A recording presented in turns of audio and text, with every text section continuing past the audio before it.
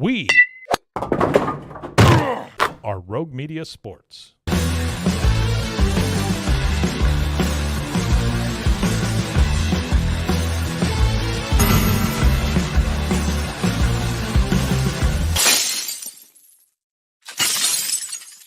It is the sounds of the Cam Show, Rogue Media Sports Network. Appreciate you guys making it, I don't know, one of your listens every day. It is a Thursday.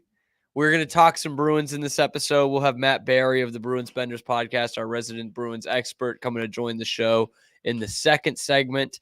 We've got some exciting uniform news, too. We have got an edge to the Dodgers in the NLCS. Zach, did you find your way to FS1 yesterday? No. You watched The Masked Singer instead.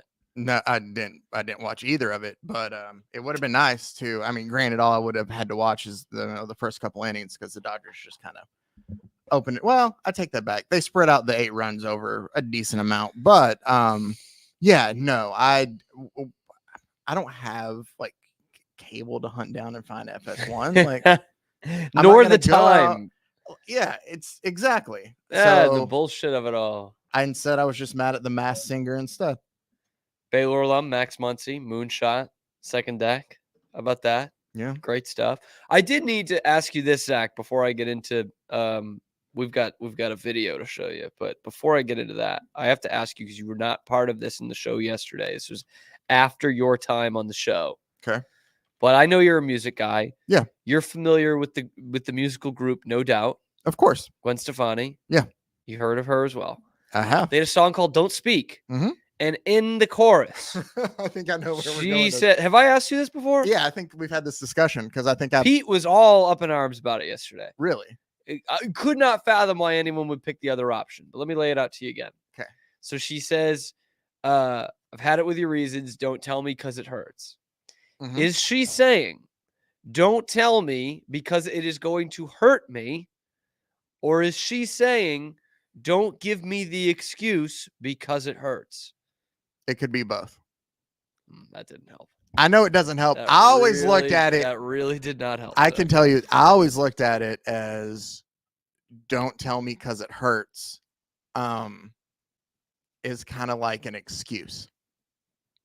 So the second one of that. Because You she's said- okay, essentially saying don't. She's telling him not to, like it says don't speak. Yep. Yeah. I mean, I can look up the lyrics to get it exactly, but I think like it seems like don't tell me because it hurts, like that. Not like don't tell me because it hurts for me to hear it. It's like don't you tell me because it hurts. Okay. All right. Because both Pete Souza and our own Mike Hamilton went the other direction. They went with the other answer, and Pete could not believe that someone would think that it was the answer that you just gave. And I have heard such a compelling argument for both that's why I'm still trying to figure this out years and years later. Yeah, she says don't speak. I know what you're thinking. Mhm. I don't need your reasons. Yep. Like you just said, don't tell me because it hurts. She's essentially calling him out on his bullshit. Like I That's- don't need to hear that. Okay. Yeah. So there. This is interesting. Split then, I know guess. you're Huh? good. I know you're real good. I'm telling you, if Maybe it's a I generational should thing, have been then. tallying this up. I've probably asked 30 people the last 3 years about that, and I'll bet it's split right down the middle. I feel like there's a lot of headroom here, a lot of headroom with our new setup. I'm just I don't know. Anyway, before I'm going to talk Red Sox too. Masataka Yoshida head shoulder surgery. I probably shouldn't be done with him, but I'm almost kind of done with him. But the Bruins this morning, they felt they had not taken enough of my money the last few years. The NHL has gone NBA in a lot of ways in terms of their jerseys and their marketing and getting more jerseys for us to buy. The Bruins have done it again. They did a batch of 3 new jerseys last year for their centennial season. Now they are about to play on their 100th birthday on December 1st. They're making that game out to be something big. They're playing Montreal. Their first game was against the Montreal Maroons. And so I wish they could play it in Matthews Arena where they originally played and is still an operating arena in Boston. But unfortunately they can't. It's not nearly big enough. And it is being shut down after this year. Matthews Arena, where Northeastern plays. But they announced this morning they will be wearing these special uniforms that will be available on sale. Zach, do we have the video to unleash this thing? Let's do it.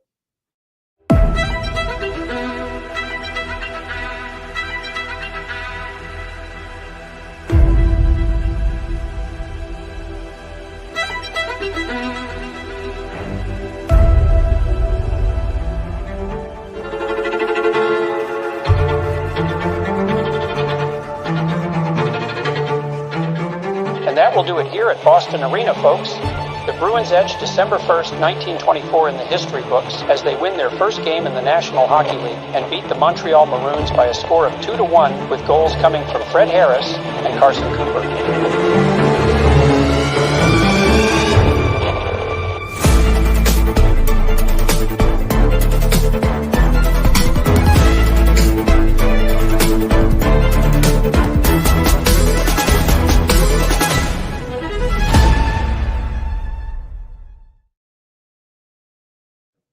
Those look kind of tough, Zach. Those look kind of tough. The sweatshirt was also really good. I was going to say the sweatshirt was nice. That jersey, Can that sweatshirt's on sale. Say or ask a question? Yeah.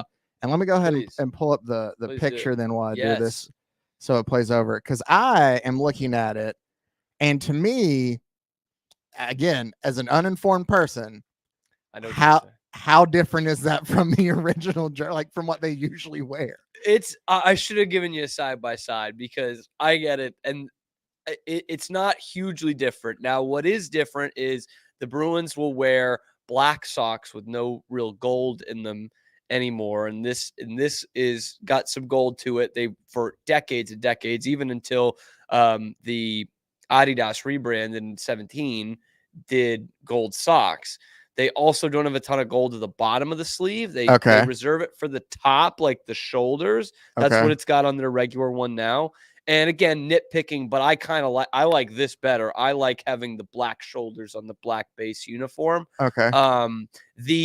The gold B. Yeah, I'm kind of is looking at the typically aways black from now. the Yep. So the Centennial jersey last year, they went back to a gold B, which they had for years and years. I mean, like decades. In fact, I think it wasn't until that rebranded 96 that they did the black B. So that stuff is different. It's got a cool patch on it. I love a cool patch. It's got the 100th anniversary of the first game patch. It's also got like the score on the back of the collar. The 2-1 score, I'm assuming from okay. Yes. The name font is also just gold without a trim, which I'm like, because Pittsburgh has one like that. But I just think it looks class. I think it looks class. It's a little bit of a deeper gold, than normal. No, there is something. While I'm not it's not. I will say though, it's not terribly different. Yeah. Okay.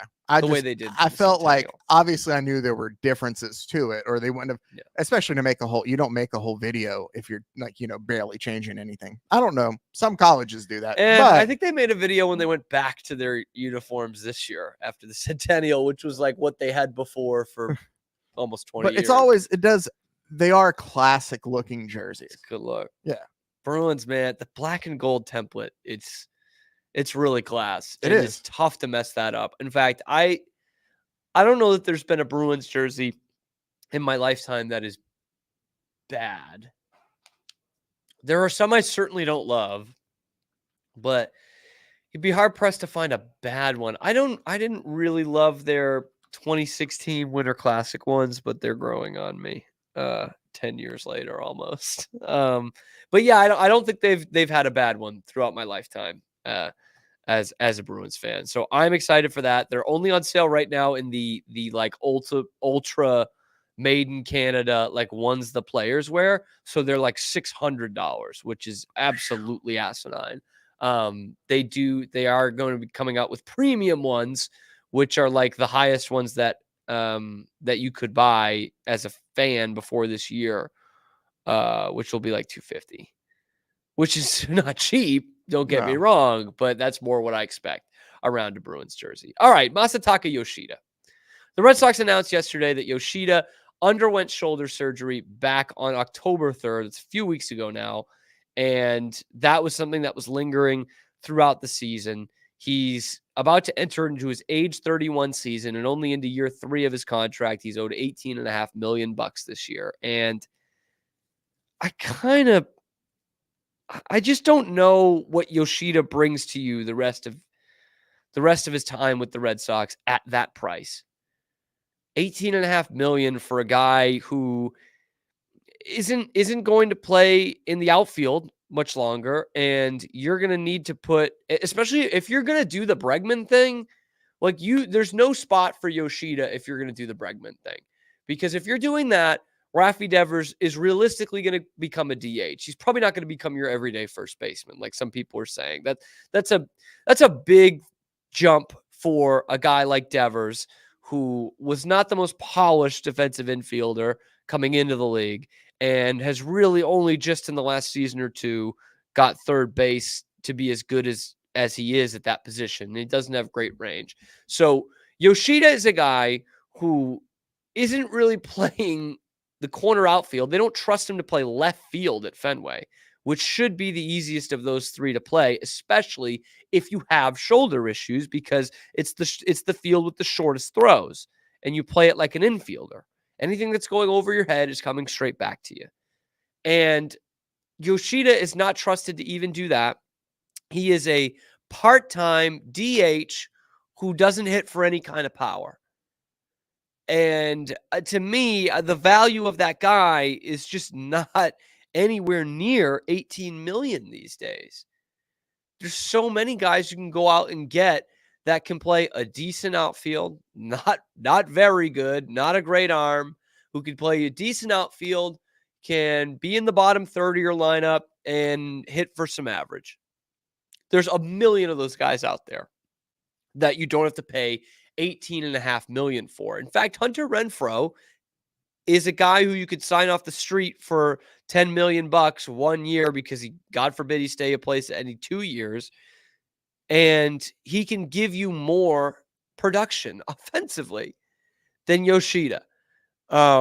And I know there was that lingering injury this year. He only plays 108 games, but you look at the 2 years at age 29 and 30, and part of it should be in his prime. Part of it's getting used to the major leagues. He's hit 25 homers. I had a friend text me after they signed him before last season and said, I'm expecting this guy to be 25 to 30 homers, 100 RBI with this money. And I'm like, he's not that. That's not the kind of player he is. At best, he's a doubles hitter at best. But so far, he's shown he's more of a singles hitter. He hasn't driven 72 RBI in the middle of that order in 2023, 56 in an abbreviated season this past year. He doesn't steal bases. He doesn't walk a ton. He also doesn't strike out a ton. So there's that. His OBP is, it's fine. 330, 350 this year. OPS is always going to be under 800.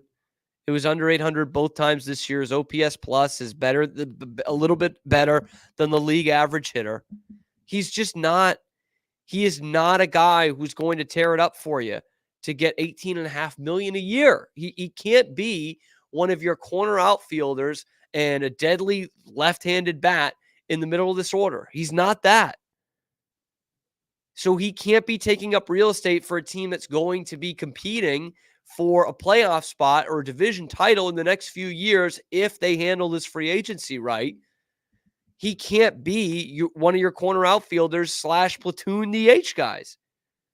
If the Red Sox are going to be competing for anything in the next few years, it is because they will have Raffy Devers at DH because they've gone out and gotten someone to play third base. Therefore, Yoshida does not fit into this because the Red Sox have shown that they don't trust him to be an everyday corner outfielder and take up one of those valuable hitting spots in their lineup. $18.5 million, he's not that. Now, can they throw him in one of these trades? We talk about a Tristan Casas trade for a high-end starter.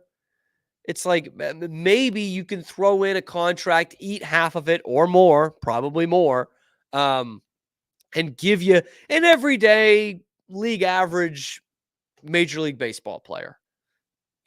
Just throw him in there with a guy like Tristan Casas, who's an above-average Major League hitter at a power position who hasn't gotten paid any money yet. I think that's something that's possible. And obviously Seattle is the team that's has been thrown around in terms of that Tristan Casas for one of your young starters, hopefully Logan Gilbert deal. And throwing in a Yoshida, I mean, it's not nothing. I'm kind of dumping on him now. It's not nothing. You're getting a league average to slightly above league average left-handed bat who can play both corner outfield positions, we think. He's not Ichiro. He's certainly not that. He can hit. He loves a good single. He was actually 7th in the major leagues in batting average, or in the American League anyway, in 2023. 289. That gets you 7th in the American League now. Whew. That doesn't feel right. Maybe that's just amongst rookies. That doesn't feel right. The metric stuff is like still good, but his offensive WAR is under 2. His WAR has been the same both years, 1.5. Like that guy is just not adding enough to your team at $18.5 million a year for whatever it is, another 4 or 5 years here. I just don't see what value he brings you. I'm sorry. I don't see the contending Red Sox over the next few years if you can get any value out of Masataka Yoshida. It reminds me, weirdly enough, of another right fielder who wears number 7 and has a sweet swing. It reminds me of the J.D. Drew contract. You got a good year out of J.D. Drew. You had a bad first year in 2007. They actually won the World Series that year. 2008, he was real good. He was like top 10 in MVP voting. He was an all-star game MVP. He had a good season. And then the next 2, you got nothing out of him. And he was a guy who was getting a similar value contract back in 2007. So if the Red Sox are serious in this offseason about about contending here in the next year and 2 and 3, like starting in 2025 to contend for a playoff spot, I don't think Yoshida fits into that. I think if you are serious about contending, you have to eat this contract as a loss and try and go get some, because you got guys coming up. You have guys coming in through the system who are going to be able to play outfield and hit for you every day. Yoshida, we don't know if that's the case. So this all ties into what is a huge offseason for the Red Sox. And I don't know if it'll get the buzz because the Red Sox don't get buzz in this town like they used to. And the fact that the Major League Baseball offseason isn't what it used to look like, because around Thanksgiving, you'd start to really, that hot stove was going. And now that gets pushed back and pushed back and pushed back. Every year we see it. We're like, why isn't this guy signed? Opening day is 3 weeks away. And that's just the nature of the beast right now. But the Red Sox, you've got to start looking at filling holes on your Major League roster right now, because you've got the benefit of having a lot of money at your disposal. You know, you don't have a high payroll right now. You've also got the benefit of guys coming in through the system who will be able to fill some of those holes on the Major League roster this year. But Bregman is an intriguing name to me. I do think it's a lot like the Trevor Story deal, and that makes me a little wary there. You know, you didn't know that Story was going to be this injured when he came to the team, but it's something you have to take into consideration for those guys that are 30, 31, and obviously starting pitching. There's some good names on the free agent market. Again, guys, 30, 31, Blake Snell and Corbin Burns. The Logan Gilbert trade fascinates me, and I think I would do it in a heartbeat if I were the Red Sox. And I see a lot of people kind of critiquing that. Like, no, save your young guys, like a Casas, already proven to be an everyday major leaguer. Why trade for pitching? It's like, well, because they can't develop pitching. I mean, I can't believe we have to spell that out. They haven't developed pitching in 15 years. John Lester was the last real top-end major league pitcher starter that they developed. You can argue a couple good years out of Clay Buchholz. 15 years ago. They haven't developed anyone since. The guys you developed since are Henry Owens and Anthony Renato and Alan Webster. And you go back a little bit further to Justin Masterson.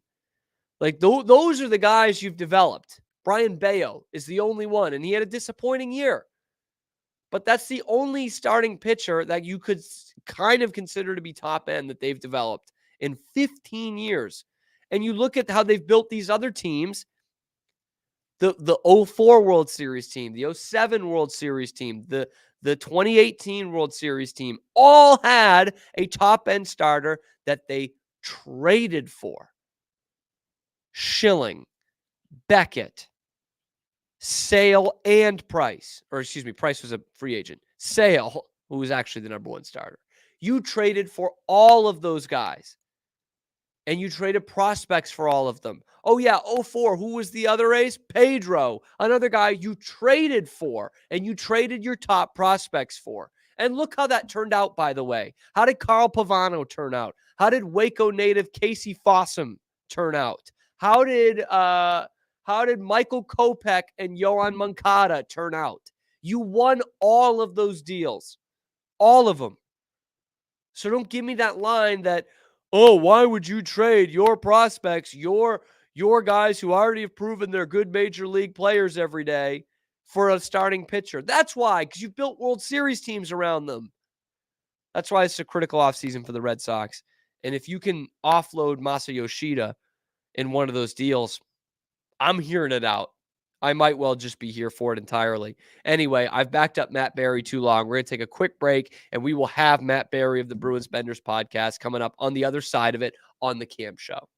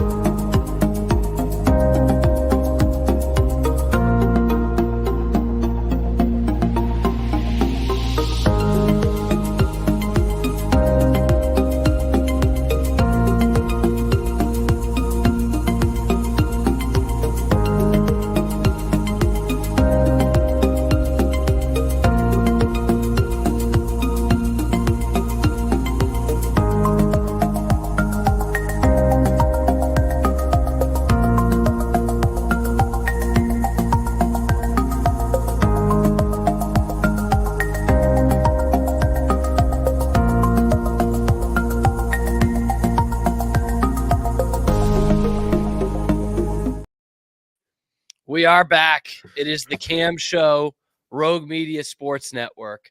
Matt Barry of the Bruins Benders Podcast coming to join us. And let me try out this segue on you, Matt. Okay. Bruins Benders Podcast.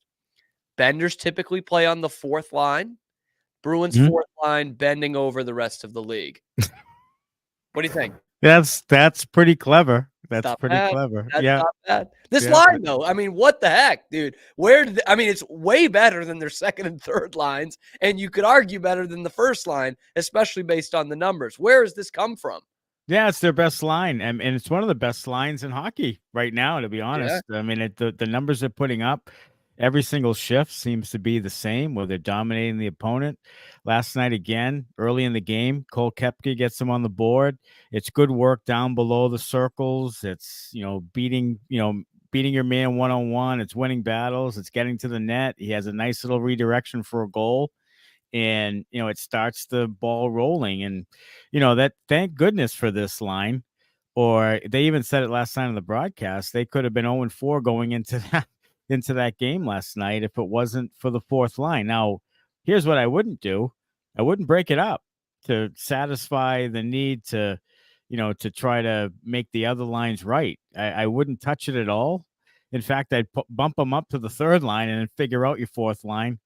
But I would not touch that line if it means trying to, I wouldn't take a Kastelik and put him on another line, or a Beecher and I wouldn't do that. I'd keep that line the way it is and figure out the rest.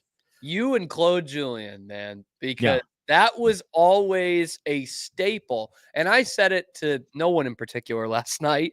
If I had to rank my top 5 Bruins teams of my lifetime, so really the 2000s, 3 of them had a really good fourth line. And I'm thinking about the Merlot line days, 11, 13, 14, where it was some combination typically of Paille, Campbell, Thornton, and they were so valuable. Like, I don't want to be like, oh, such a hockey guy or anything, but like they were so valuable. And Claude's teams were not more talented than most of the teams they beat, but they rolled 4 lines at you that could forecheck the hell out of you. So I'm going to get ahead of myself here, Matt. But how promising is that for a Bruins team that is obviously struggling in the top 6 or the middle 6 or both, that they have a dependable fourth line that at least is doing the right things? Like, I know the numbers won't stay like this the whole year, but they are playing with the right habits. How valuable is that for this team?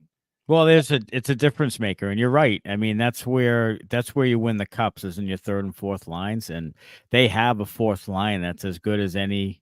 It's the best fourth line in the league right now. I mean, numbers wise and eyeball test wise. I mean, it just is. So that's a good thing to have. The issue that they have, obviously, is that their top 6 they're thin there.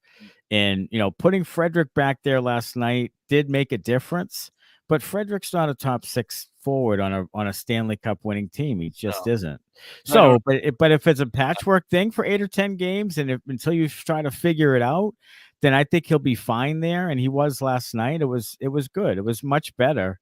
But the problem is that you're a winger away from solidifying the top 6. And then once that happens, I've been clamoring for it for a while now, is Frederick, Geeky, Coyle is the line. I mean, that should be the third line on the team. And if you're a Stanley Cup winning team, and if, Coyle can't be a second line center, Frederick can't be on the second line, Geeky can't be on the second line, but that can be an excellent third line. And if you can get that right, then I think you have something. But boy, that's asking a lot to try to go find a second line right wing. And I want to ask you this question, kind of broken up into 2 pieces here, about Trent Frederick. And the question is, what should be Trent Frederick's role on this team? What does Trent Frederick think his role should be on the team? Are they the same thing? I think Frederick has done a better job of filling his role. Like, he he was confused before. I mean, there were times last year where he would pick fights when they shouldn't have been picked, and he wasn't picking his spots correctly. And he did put up, 18 goals, whatever it was. I mean, he had a good offensive, productive year, but you can fall in love with that. And then you can put him in a position where he gets exposed. And I think if he stays on the second line for a while, he's going to get exposed. I mean, you have to keep him on the third line. He's a third line winger who protects his teammates. He's willing to fight. He's willing to play hard, and he's willing to be physical. And then he's found a way to maximize his offensive output. That's it. That's it. So now Trent Frederick is a third line winger on your team, and you're pretty good if he's a third line winger. That's fine. So, but you can't go further than that. Defensively, this was supposed to be the backbone of the team. Best D-core in the NHL. Everyone was saying it. Biggest D-core in the NHL. Doesn't matter that half of them don't hit. They're really big. And you figured out goaltending. You got your guy locked up 5 games in, and it's looking pretty shaky there on the defensive end. I know it was all special teams last night, 3 power play goals for Colorado. But how have you felt just about the defensive acumen of this team so far? Yeah, just, 4th worst expected goals in the league, and that's just not what this defensive core should be. It should be the strength of the team. Yeah. Should be the defensive core. You put a lot of money into it. You have talented players there. I've always said, though, that they have, like I just said about the physicality, like they have too many like players there. Like Lindholm and Lowry are too similar. They're just, Peak and Carlo are kind of similar. Like, I don't know if they can be as physical as you want them to be.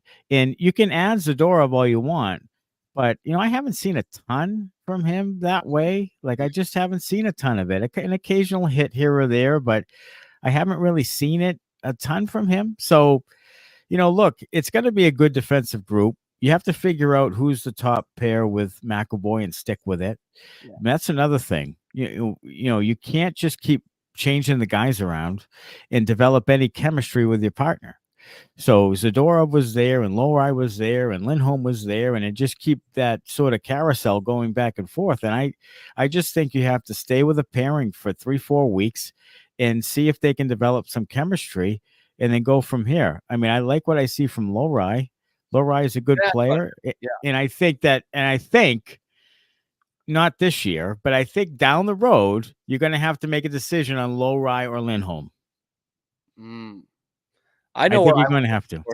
I know. I mean, it's obvious what it is, but I think that you're going to have to make that decision because they're going to be too similar too much in nature. Yep. Yeah. And then Lowry is going to make some good money. So, and I think you and Smitty talked about this on one of the post games. Is like the Lindholm contract is not that bad. No, it's not. It was long term, but it's what, 6.5? 6.5. Yeah. You can offload that to somebody. Sure. And we're now what, 3? This is the third year, right? Yeah. But you know what? He's been pretty good. Like last game, he was not. Like before the Colorado game, that game before that, he was not. But the other 4 games, he's been pretty good. Last night, he was good. He scored, had an assist and a goal in 13 seconds. Like, he's playing much better already this year. So he's a good player. He is. And at 6.5, 2 years from now, when the cap goes up, maybe it goes up 10 million, then it gets even better. So yes, you can offload him for sure. And they're going to need some forwards down the road because Marchand's, getting near the end and Coyle's getting near the end, and you haven't really been able to develop forwards. So you're going to have to sign or trade for some. Yeah, this is really starting to see where those first round picks being traded away, hurts the Bruins. And I'm not going to sit here and be like they shouldn't have done that because at the time I agreed with those moves. The Rick Nashes, the Taylor Halls, the Bertuzzi, I think was a rounder. Like Lindholm. I'm okay with those. Lindholm, that's another one. And speaking of, so Montgomery, I hate the way he just starts shifting lines willy-nilly, it feels like, especially in the postseason. And he has done something out of the box, specifically last night, that I'm actually here for. It's kind of sad that they have to do it, but that second power play unit rolling out 2 defensemen out there, Lindholm and Lowry. Because if you look at the rest of that second unit, it's pretty bad. But it works. Lowry with a beautiful assist to Charlie Coyle for that power play goal. How do you feel about the 2 defensemen on the second power play unit? I loved it because, like you said, it's too thin in the forward group. So why put an extra forward in there? Who the hell is it going to be? Like, so who do you have that's passing better or handling the puck better than Lowry? You don't. And I'll tell you, Matt Poitras just, hit the puck looked like a grenade in his stick last night. He just wasn't playing well at all. He just didn't make the right decisions, wasn't making them quick enough, losing the puck. So, I like Lindholm and Lowry. They both can carry the puck. They both can pass the puck. And Lindholm also had a great pass to Pasternak for the goal. So they can both pass. They can both move it. They both sort of offensively stronger than defensively. So I like it. I think you should keep with it. All right. I'm going to find a delicate way to ask this, but what the hell was up with Eddie Olczyk last night? Oh, my goodness. I mean, I'll tell you what. It started back with Pierre Maguire. I think they're pontificators. They're just sensationalists. Everything is the most incredible thing they've ever seen in their lives, and it's just it's too much. And there were times in that where he was talking, and the play's going for like a minute. I thought he was having a stroke. I don't know if he knew what he was saying. He was talking about himself. Yes, a lot. And Sid Crosby and being drafted and all this other stuff with Lemieux and whoever, Kirk Muller and all this stuff. And I'm just like, no one knows what you're talking about, number one. And, any generation from, after me has no idea what you're talking about. Right. And they just weren't talking about the action. And then there was, of course, the different hits that they had, like the Elias Lindholm hit, I thought was clean. Just caught him in a weird spot. Yep. Carlo had a cross check, but it really wasn't like a two-handed, like, just crush him kind of cross check. That hit him kind of right too. And he was typical. And then Marchand with the flop, which he did sell. He went 100% sold. Yep. And it probably should have been embellishment, but they went on and on and on about it. And I was just like, it's too much. I mean, less is more in announcing. It was so bizarre. There was that one time where he was like, I don't know if I'm trending or spiraling but you were spiraling. And Kenny Albert's like, I believe that's trending. Oh, is that what it is? And they just like kept going. I'm like, kept going. What is this? It did remind me of like Pierre just back in the day, just rattling off the junior team. I mean, I don't care where he grew up and what difference does it make? Like, honestly, I can look at eliteprospects.com and see all that shit. It's so see all that stuff. Oh, it was so weird. And like, I don't know. ESPN is still, I think, a worse broadcast overall. At least the TNT studio show to me is better than what ESPN has out with Subban and Messier, who wasn't so interesting in his life. I mean, it's weird. Is it a good spot for the NHL right now, or is it a bad spot for media? I'm still trying to figure it out. At least it's more coverage, right? It's more coverage, and that's what they need, but they've never seemed to figure it out. And I feel like the networks really never take it 100% seriously. And I know that ratings aren't the same as the NFL, the NBA, and all that, but it just doesn't seem like it's taken that seriously in sort of a secondhand production a lot. Yeah. And that's what bothers me about it. And of course we have Nesson where Brick is great. And I think Judd Surratt's doing a better job, but this Nesson has its issues. I get a seizure every time, every third game trying to watch the game. Like, it's just unbelievable. And Nesson really doesn't like to be entertaining. I think that's something that's instilled in them. They really like to be boring. And unfortunately, hockey coverage in general seems to trend that way versus some of the other sports that we were talking about. All right, before I get you out of here, Matt, we talked about kind of the defensive woes. It's been catching, Swayman getting back up to speed. Korpisalo has a nightmare in Florida. A little bit better last night. Just give me some hope here. Is this something where they're just waiting for Swayman to kind of catch up to game speed and he's playing 65 games? And he's back where he left off. Yes, Swayman's going to play 60 to 65 games. I mean, he's going to have to.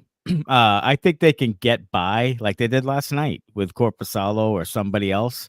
But it's going to be a little bit of an issue. I'm just waiting to see at the end of the year if it wears Swayman down, because he's never done it.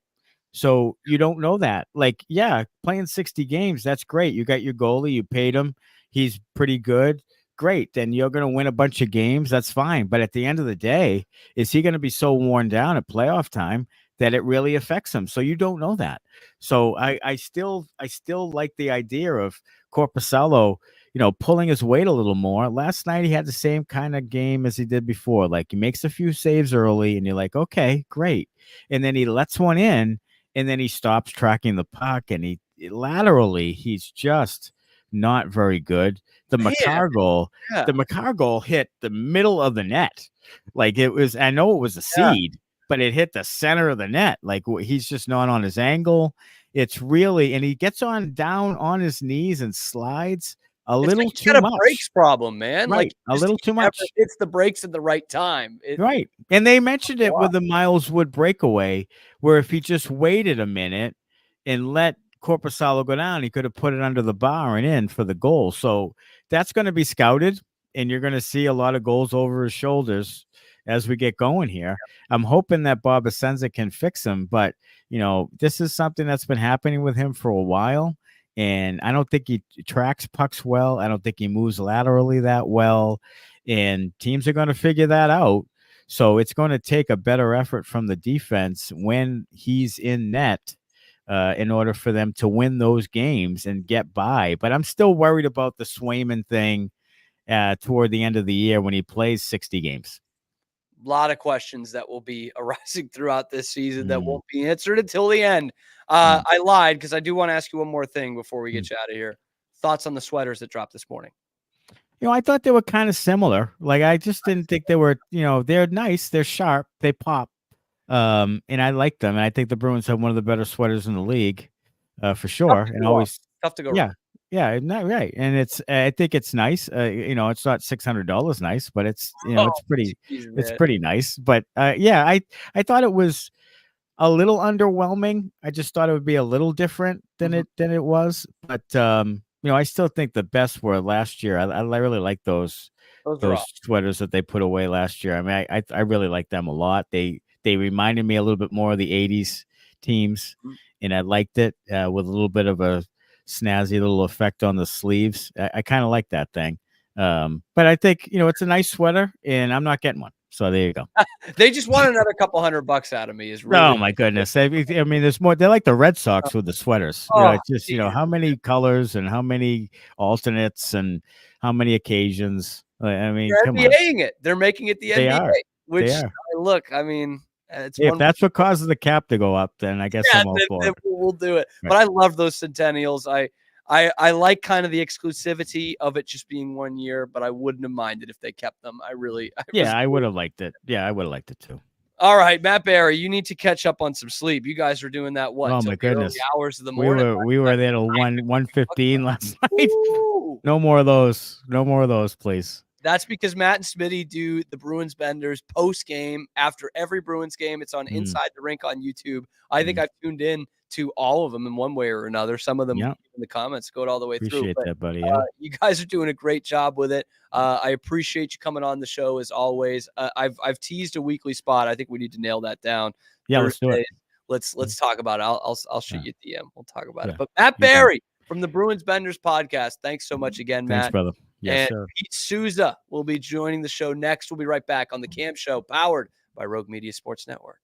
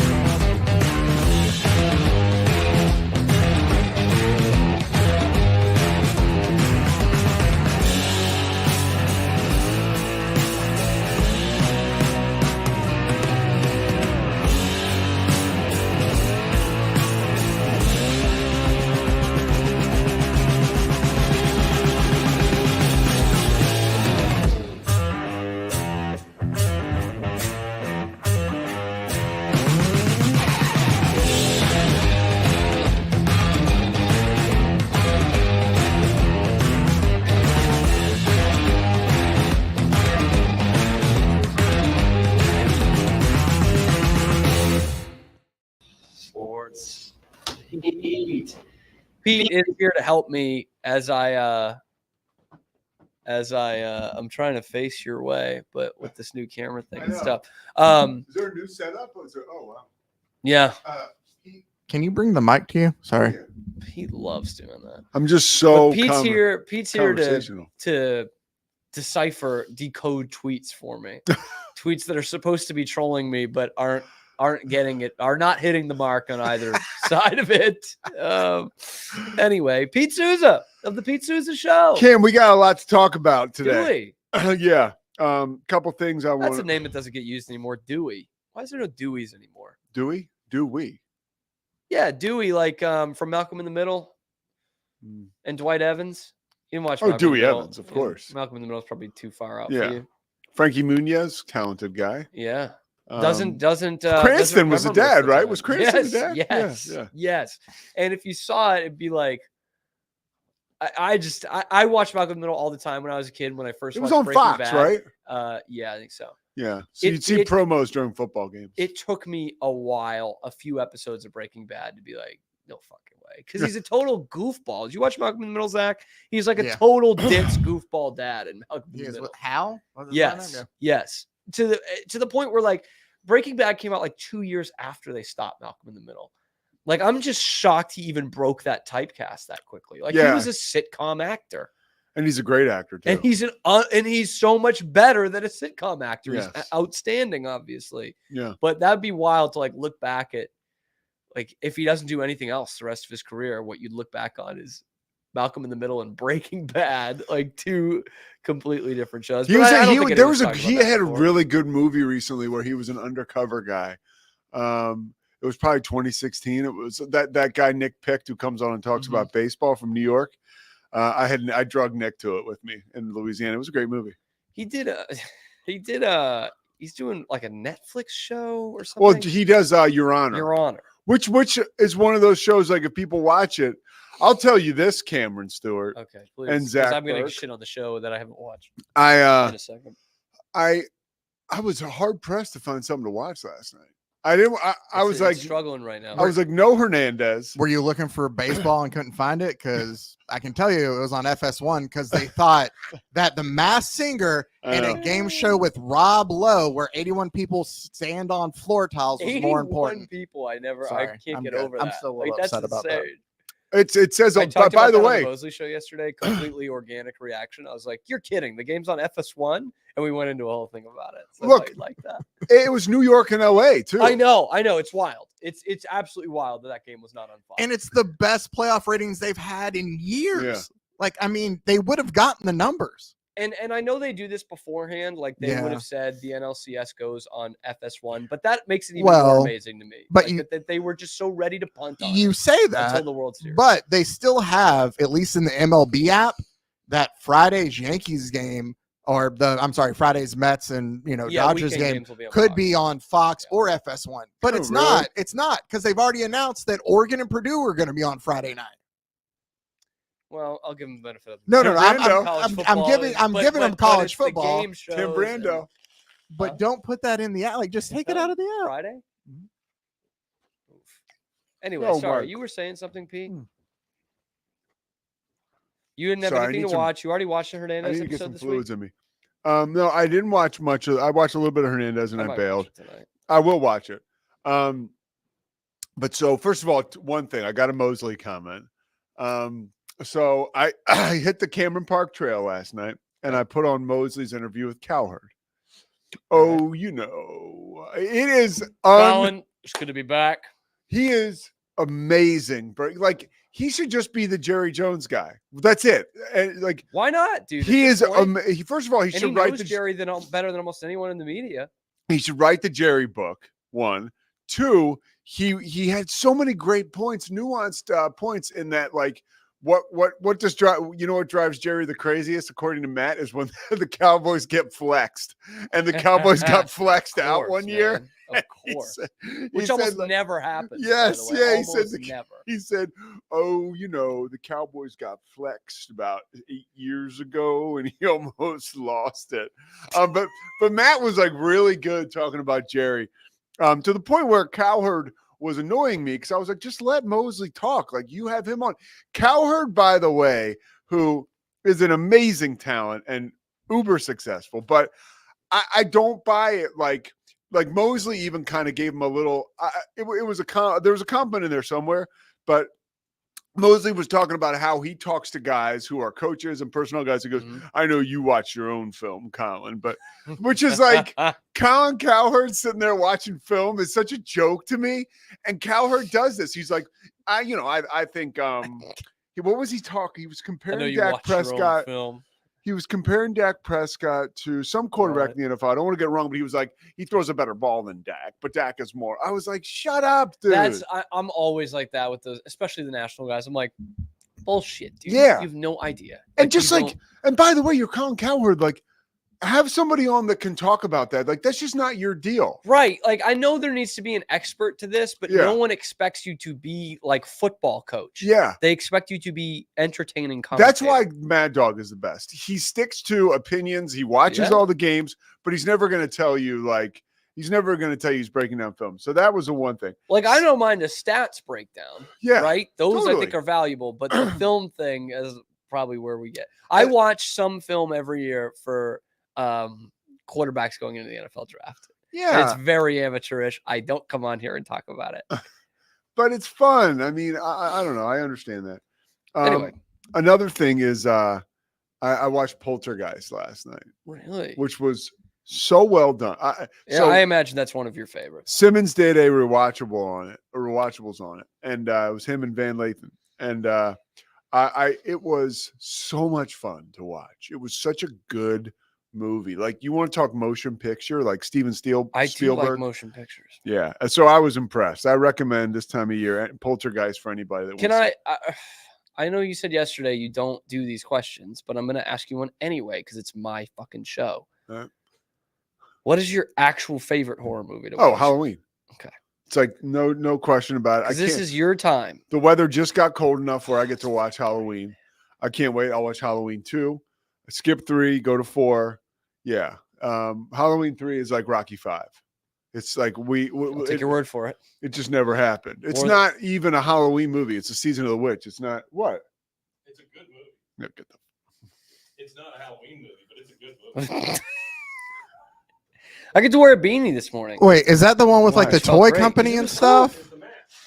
Why? Because it was chilly. It was 48 degrees when I left the house. It's awesome. I love it, though. I absolutely love it. I had the heat on this morning. It's called a winter hat. Whatever. A beanie. A beanie is an acceptable term. A toque, if you want to be Canadian.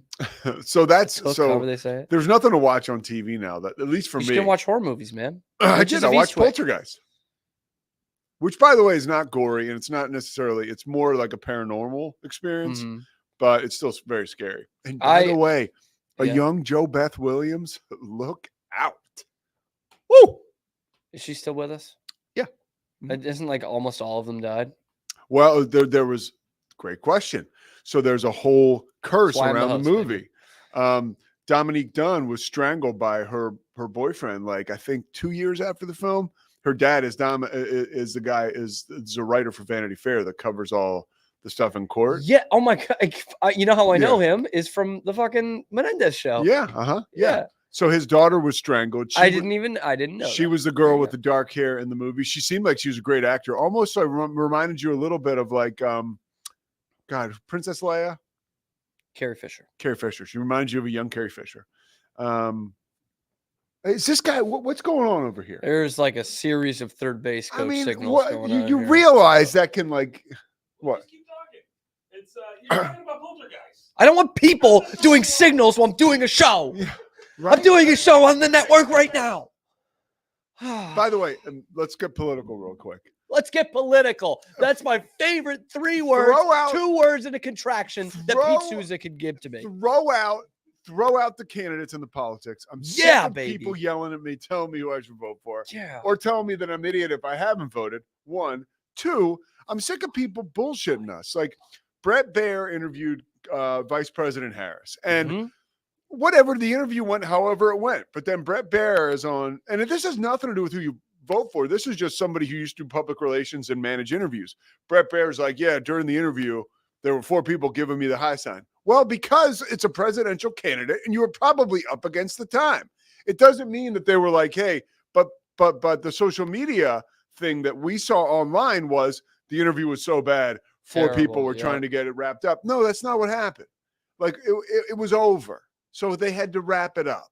You know what I mean? Like Zach does that to me every day. Exactly. And is it because you're doing that bad? Maybe. Sometimes, but it is up against the time. Speaking of doing bad. 2 things can be true at once. Speaking of doing bad and Kamala Harris. We have not talked about this fucking schmuck behind me. Who? Howard? Fucking clown. I talked about him. I did a whole used to be an actual interviewer. Used to actually have some goddamn pride. And said he goes on there and says, "Oh, I really don't like that they're making fun of you on SNL." What a fucking loser! You must have not been here. First of all, don't call him a loser. All right. I mean, he's completely sold out. Like, so I mean, this happened years ago, by the way. But the fact that people like Keith Olbermann, who's one of the biggest blowhards ever to be shat into civilization, do not compare those two. He's out there saying like, Kamala's going on Howard Stern. She's going into the lion's den. Who else would do this? I'm like, you could not find a safer interview. So for a Democratic candidate, Zach can back me up as he produced Howard Stern. He produced this. I did a whole rap on Howard at the top of last week's show. Yeah, not freestyle. Well, I mean, Howard Stern is a morning interviewer. He came by. What are you going to do with that? I don't remember that part of it. So he had Kamala on. No talk to her. And here's what the problem was. For the first, again, we're not talking parties. For the first 5 minutes of the interview, they talked about music and they were talking about how they both like Prince, and it was super interesting. It was like, oh, like maybe he's going to give us this is very smart by him. Like the few people who are on the right that still listen to Howard, like maybe he could engage them in the fact that she's got a personality, like a human being. Mm-hmm. 3 minutes into the interview, I said 5. He started talking about he got hysterical with his beliefs and just like he couldn't help himself. Yeah, look, so wild. I got to tell you though, I want to impress upon you that Howard Stern is a person too. Like he's old, you know what I mean? He's just an old whiny guy now. He's closing in on 80, and I get it. I get that he's old. But so he's and not that's the what guy. Everyone says. He's always changed. He's changed. But I'm saying like he is the complete opposite of what he was. He is the person he made fun of for years. I have a theory on that. Well, no. Imus. Imus. Oh, the worst people you knew in your family listen to Imus every day. Who did? The worst people you knew in your family, like the people that you're like, oh, we kind of have to invite them to the party. They listen to Imus in the morning. Sure. Why don't you fucking sign him? Yeah, would have been perfect if he brought that back for this interview. I think too that a lot of it is he saw the damage he did. Not damage, but I think his daughters really were like, as they grew older, they were like, seriously, like this is our dad, because they're probably very liberal, and I think that they've really softened him, and I think he's seen a different. And look, dude, it would be like if Norm Macdonald just stopped being funny. It's easy to wake up in the morning though, started making fun of people that were funny. His jokes today weren't great, but could you imagine if like the Norm Macdonald was just like, all comedy sucks. Like this isn't funny. Like they would be the complete opposite. Yeah. Jim Carrey. Maybe that's a better example. Jim Carrey. No, I think good for him. But yeah, jeez, man. I there's a whole discussion about Howard, and look, many of my friends feel exactly the way you do, Cam.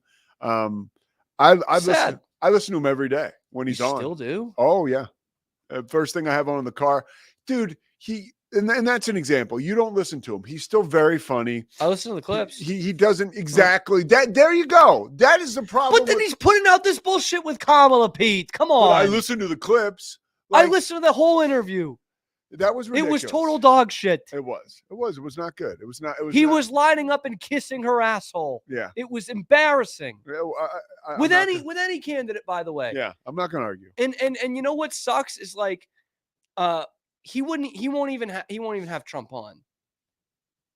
And that's so anti-Howard Stern. Like that, like he should be, if he actually believes this, he should just come on. He should have Donald on the show and just be railing on him. I remember and his instead last, he's not going to do, I don't want to give him a platform. his last or some interview other with Trump was the summer of 2015. I remember I listened Trump to it. went to one of his weddings, by the way. Yeah. And, Like- and do you know that Trump asked Howard to speak at the convention? He wanted him to be a part. This is his first term. Mm-hmm. And Howard was like, I can't do it. And then Howard That's tried, fine if you don't. Howard tried to speak at talk a to him and political was like, rally. hey, Donald, like, what are you doing? They were friendly.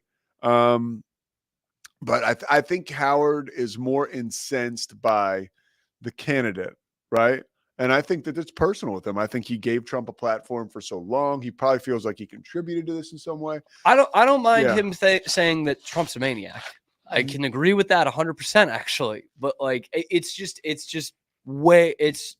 so far gone. No, look, I agree. So I far mean, gone. Mad Dog's still Mad Dog. I can't argue. Howard that. is not Howard. Yeah, I can't argue. Thank you, Pete. I'm excited to come on your show later. Can't wait to have you, Pete dude. I got some stuff for you. I can't wait. I Yeah. cannot wait. We do some great stuff. Pete Souza, 1 o'clock. Pete Souza show on YouTube. I will be back here at high noon Eastern time tomorrow. We're going to look ahead for the Patriots in London. It's high noon, all right, with this guy. In London, right? Yeah. Gonna bust out a couple of accents tomorrow. Can't wait. That'll be right here on the Cam Show on YouTube. It's powered by Rogue Media Sports Network, and then it will be available wherever you get your podcast. We will see you tomorrow.